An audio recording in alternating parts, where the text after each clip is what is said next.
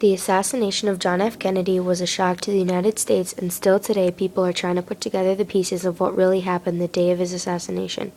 November 22nd, 1963, at 11:40 a.m., John Fitzgerald Kennedy arrived in Dallas, Texas. That morning the mood was calm. No one was stressed out or worried about the day ahead of them.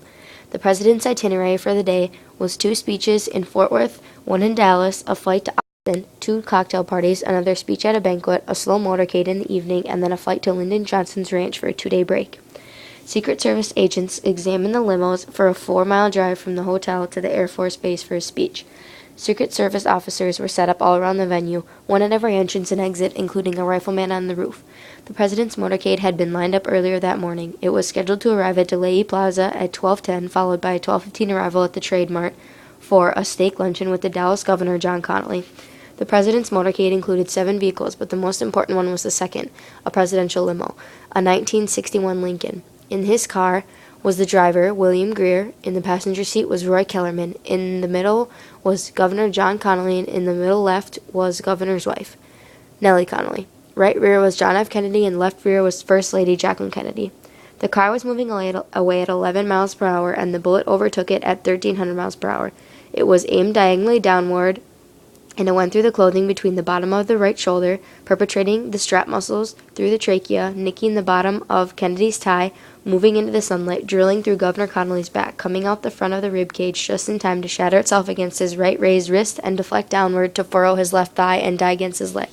Seconds later, the shot was fired, striking Kennedy in the right rear of his skull, separating it, one piece landing in the street because of the open top of the car and the other on the floor of the car.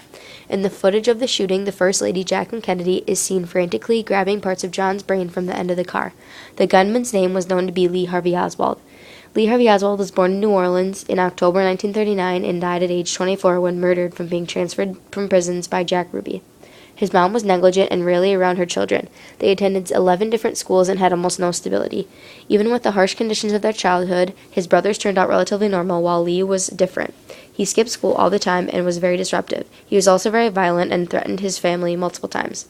He decided to join the Marines at age 17. He was living in Japan and was promoted to private first class and now had a security clearance of confidential. When he was told that he had to be transferred from Japan, he shot himself in the arm to escape from it, but was transferred to the Philippines anyways. Oswald applied for citizenship in Russia after being discharged in August 1959 from the Marines, so he attempted suicide by slashing his wrists because he was denied citizenship from Russia. Russia decided to let him stay. Oswald gave up information about U-2, a spy plane that was shot down and the pilot was captured. He knew many more security secrets about the Russians and thought that the Russians thought he was valuable during the Cold War to give them intel about the United States during the Cold War between the USSR and the U.S. Even though he was decided to deny citizenship, he was given special treatment from the Russians, which suggested he was giving them private information about the U.S. While he was away from the U.S., he met his wife Marina, and they departed back to the U.S. with their baby girl June and settled in Dallas, Texas. The morning of the assassination, Lee ended his marriage with Marina, leaving his wedding ring and money on the table. The last time Lee was seen was on the 6th floor of the depository at 11:55, 35 minutes before the assassination. After firing the first 2 shots, he hid the rifle behind boxes and used the stairwell to go downstairs and out the front door casually. He decided to change his clothes and walk down the street after coming back to his house. He got into an argument with J.D. Tippit and killed him with 4 gunshots. He arrived at the police station at 2:00 p.m. and denied killing anyone. He had no money, no alibi, and no sanctuary. One of the most famous debates about the JFK assassination is the magic bullet theory. Bullet 339 is what they called the bullet that fired from Oswald's rifle back into John's neck, exiting the throat, entering Connally's back, exiting the nipple, entering the underside of his wrist, and exiting the wrist, finally lodging in his left thigh. This case contains many missing links. There were no pictures taken of the bullet. When Connally was taken to the hospital and taken off the gurney, there was a bullet lying on the mat. The bullet was later declared the bullet that killed John and injured Connally. The story is illogical because in order for the bullet to have been on the mat, it would have dislodged itself from the muscles in the thigh, which is nearly impossible. It may have been placed by anyone after the doctors walked away from the gurney because it was sitting out in plain sight in the hallway. The other debate was the lone bullet theory. The assassination was reenacted, and it showed the bullet went through both men. It reenacted the shot perfectly, a line from Connally's throat to Connally's back, because Connally's seat was slightly lower and off to the left. Footage shows that at the time of the shot, Connally was turned slightly to the right, and when aligned, the bullet was a clear path out of Connally's throat into Connally's back because of the positioning in the car. The examined bullet after the assassination seemed to be in perfect condition aside from a few cracks and scratches.